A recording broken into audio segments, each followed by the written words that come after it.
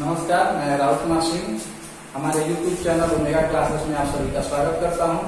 और हम लोग जो पिछले वीडियो से पढ़ते आ रहे हैं प्राथमिक और द्वितीयक सेल, उसका ये लगभग लास्ट वीडियो होगा जिसमें हम लोग द्वितीयक सेल के बारे में पढ़ेंगे। और इसके पहले वीडियो में हमने द्वितीयक सेल के प्लेट तक पढ़ दिया था कि इसमें प्लेट कितने प्रकार के होते हैं। अब हम इसमें पढ़ेंगे कि जो प्लेट है उनके अलावा जो उसके मुख्य भाग थे, जैसे सेपरेटर था, पोस्ट टर्मिनल था, विद्युत अपघट्य था, इसके बारे में जानेंगे। इसके कार्य विधि के बारे में जानेंगे, दोष के बारे में जानेंगे और इसके गुण के बारे में जानेंगे। तो सबसे पहले जानते हैं कि सेपरेटर क्या है। तो सेपरेटर जो है ये रबड़ या लकड़ी का बना होता है। ये क्या करता है कि धनात्मक और ऋणात्मक प्लेट को शॉर्ट सर्किट यानी कि लघु पतन होने से रोकता है। किस प्लेट को? धनात्मक और ऋणात्मक यानी कि पॉजिटिव और निगेटिव जो प्लेट होते हैं उनको शॉर्ट सर्किट होने से रोकता है। अब उसके बाद है पोस्ट टर्मिनल। तो प्लेटों के समूह से ऊपर निकली हुई एक घुंडी होती है। आपने देखा होगा हर सेल बैटरी में कि क्या होता है कि कोई भी सेल होता है या बैटरी होती है, उसके ऊपर एक छोटी सी घुंडी निकली होती है। उसी घुंडी को हम क्या करते हैं? पोस्ट टर्मिनल करते हैं। अब तो हम यहाँ तक पढ़ लिए कि सेपरेटर का क्या कार्य है और पोस्ट टर्मिनल क्या है, ठीक है। लेकिन अब जानते हैं कि इलेक्ट्रोलाइट यानी कि विद्युत अपघट्य का उपयोग इसमें किस रूप में होता है। तो इसका जो इलेक्ट्रोलाइट होता है वो सल्फ्यूरिक एसिड होता है। क्या होता है? सल्फ्यूरिक एसिड यानी कि H2SO4 के रूप होता है। इसका हम लोग प्रयोग करते हैं किस रूप में? इलेक्ट्रोलाइट के रूप में। अब आते हैं हम लोग कार्य विधि के बारे में जानते हैं, वर्किंग प्रिंसिपल, ये कार्य कैसे करता है। तो इसमें कोई भी रासायनिक ऊर्जा नहीं होती है। ये ऊर्जा संचित करके, मतलब हम इसमें ऐसा नहीं होता है कि केमिकल डाल देते हैं और ये एनर्जी उत्पन्न करता है और अपने अंदर स्टोर रखता है, ऐसा नहीं होता है। ये जब शुरू में हम जब नई सेल लेते हैं तो ये क्या होता है? अनावेशित होता है। इसमें किसी भी प्रकार का आवेश नहीं होता है। जब हम इसको आवेशित करते हैं तो ये क्या करता है? उस आवेश को संचित रखता है और जब हम इसका उपयोग करते हैं तब वो आवेश हमें विद्युत ऊर्जा के रूप में देता है। तो जब ये अनावेशित होता है यानी कि जब ये नया सेल रहता है तो इसके जो दोनों इलेक्ट्रोड होते हैं वो लेड सल्फेट के बने होते हैं। किसके बने होते हैं? लेड सल्फेट के। लेकिन जब हम इसको आवेशित करते हैं तो इसका जो धनात्मक प्लेट होता है वो बन जाता है पर ऑक्साइड। किसका? लेड का पर ऑक्साइड बन जाता है यानी कि लेड पर ऑक्साइड का। और जो ऋणात्मक प्लेट है ये लेड में बदल जाता है। शुरू में ये प्लेट किसके बने होते हैं? लेड सल्फेट के बने होते हैं।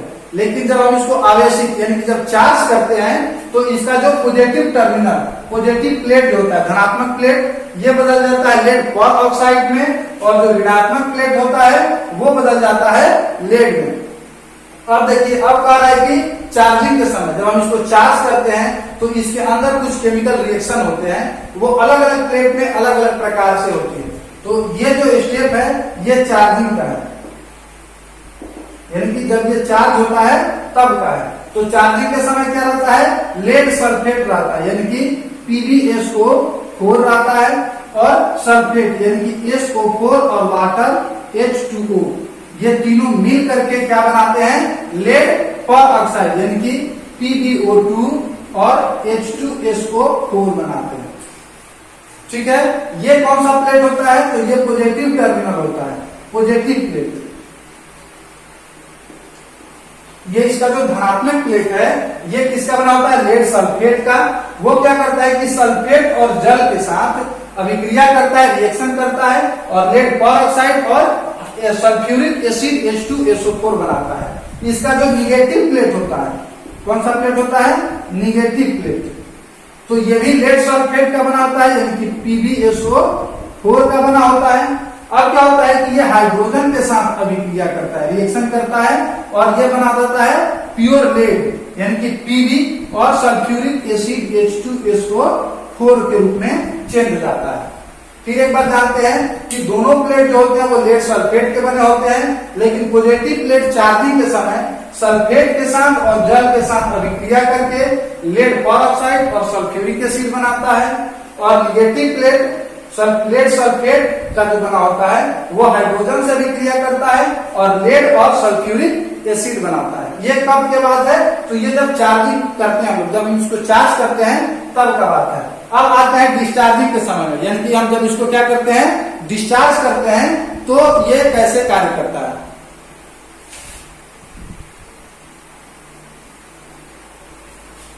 तो ये जो हो गया ये डिस्चार्ज का हो गया, यानी कि जब हम इसको यूज करते हैं तब क्या होता है। ये पहला वाला जो है ये पॉजिटिव प्लेट है,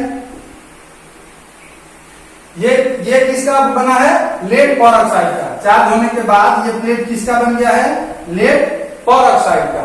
तो लेड पेरोक्साइड जो है वो सल्फ्यूरिक एसिड के साथ अभिक्रिया करके फिर लेड सल्फेट बना देता है पहली अवस्था के जैसे। देखिए जब चार्ज कर रहे थे तो लेड सल्फेट से बदल गया लेड पेरोक्साइड में, लेकिन जब डिस्चार्ज हो रहा है तो लेड पेरोक्साइड PbO2 से किसमें बदल जा रहा है, लेड सल्फेट PbSO4 में। और ये अभिक्रिया रिएक्शन करता है H2SO4 के साथ, और इधर क्या बना देता है, वाटर और लेड सल्फेट। अब इसका जो निगेटिव प्लेट होता है ये किसका बना होता है, लेड का। देखिए निगेटिव प्लेट को जब चार्ज कर रहे थे तो लेड सल्फेट से क्या बन गया, वो लेड का बन गया, लेकिन जब डिस्चार्ज हो रहा था, जब हम इसका उपयोग कर रहे थे तब ये क्या, लेड से सल्फेट के साथ रिएक्शन करता है और लेड सल्फेट यानी कि PbSO4 फिर प्रारंभिक रूप में ये अपने बदल जाता है। ठीक है। अब देखिए ये जो सेल है ये जब फुली चार्ज होता है, यानी कि जब हम इसको पूरा चार्ज कर देते हैं, जब ये पूरा आवेशित हो जाता है तो इसका जो टर्मिनल वोल्टेज होता है वो 2.1 वोल्ट से 2.6 वोल्ट तक होता है। 2.1 वोल्ट से 2.6 वोल्ट होता है। और जब ये हम इसका उपयोग कर लेते हैं, जब ये डिस्चार्ज हो जाता है, अनावेशित हो जाता है, तो इसका जो चार्ज है, वोल्टेज है, टर्मिनल वोल्टेज, वो 1.8 वोल्ट रहता है। यानी कि बैटरी ये जो है वो कभी भी जीरो, यानी कि 1.8 वोल्ट से अगर कम हो जाएगा इसका टर्मिनल वोल्टेज तो बैटरी खराब हो जाती है। तो जब भी डिस्चार्ज रहेगा ये सेल तो इसका बैटरी का जो टर्मिनल वोल्टेज है वो कितना रहेगा, 1.8 वोल्ट रहेगा। अब इसकी बैटरी की धारिता, तो बैटरी की जो धारिता होती है उसका मात्रक होता है एम्पियर घंटा।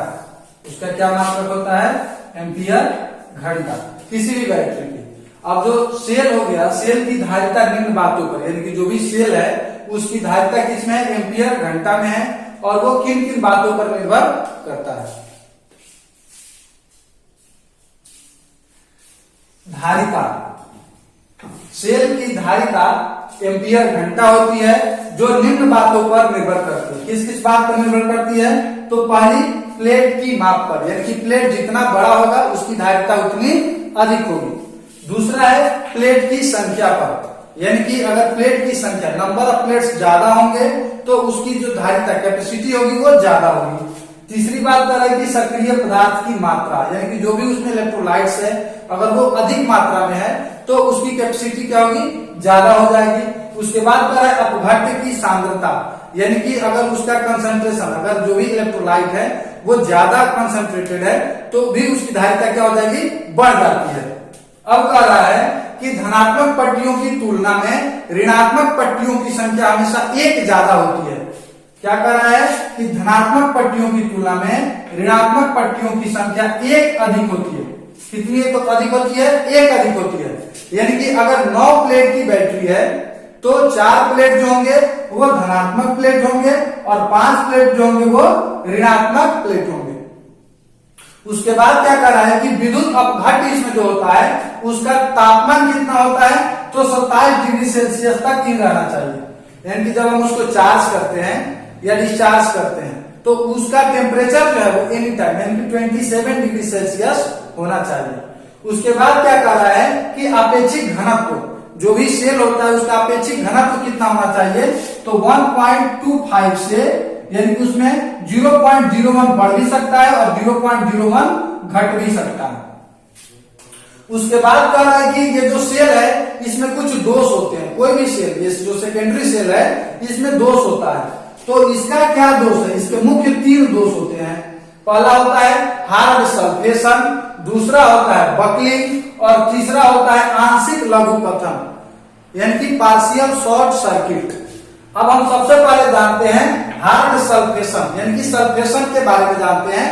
हार्ड सल्फेशन के बारे में ये क्या होता है और कैसे होता है। तो हम जानते हैं हार्ड सल्फेशन के बारे में। अनावेशन की स्थिति लंबे समय तक बने रहने के कारण दोनों इलेक्ट्रोड पर सल्फेशन हो जाता है, यानी कि सल्फर गंधक जमा हो जाता है।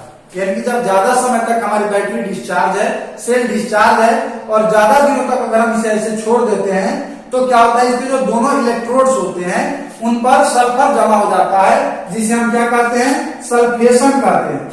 अब इसे क्या होता है कि सल्फेशन से जो सेल का आंतरिक प्रतिरोध, इंटरनल रेजिस्टेंस जो होता है वो बढ़ जाता है। इंटरनल रेजिस्टेंस, आंतरिक प्रतिरोध क्या हो जाता है, उच्च हो जाता है, बढ़ जाता है। जिसे दूर करने के लिए, यानी कि अगर हमें हार्ड सल्फेशन दूर करना है तो इसे दूर करने के लिए क्या करना होगा कि लंबे समय तक, ज्यादा समय तक इसे हम थोड़े थोड़े पुनरावेशित करेंगे, यानी कि चार्ज करेंगे। अब हम लोग बकलिंग के बारे में जानेंगे। तो बकलिंग कैसे हो जाता है बैटरी में कि जब वो बैटरी अधिक हाई चार्ज हो जाएगा, ओवर चार्जिंग हो जाएगा या ओवर डिस्चार्ज हो जाएगा या अनुपयुक्त इलेक्ट्रोलाइट यानी विद्युत अपघट्य डाल देंगे, यानी कि जो खराब हो गया है विद्युत अपघट्य उसको डाल देंगे, या टेम्परेचर सही नहीं होगा तो फिर क्या होगा कि हमारे जो इलेक्ट्रोड्स होंगे बैटरी के वो मुड़ जाते हैं। तो ये इलेक्ट्रोड्स मुड़ने की जो क्रिया है इसी को हम लोग क्या कहते हैं, बकलिंग कहते हैं।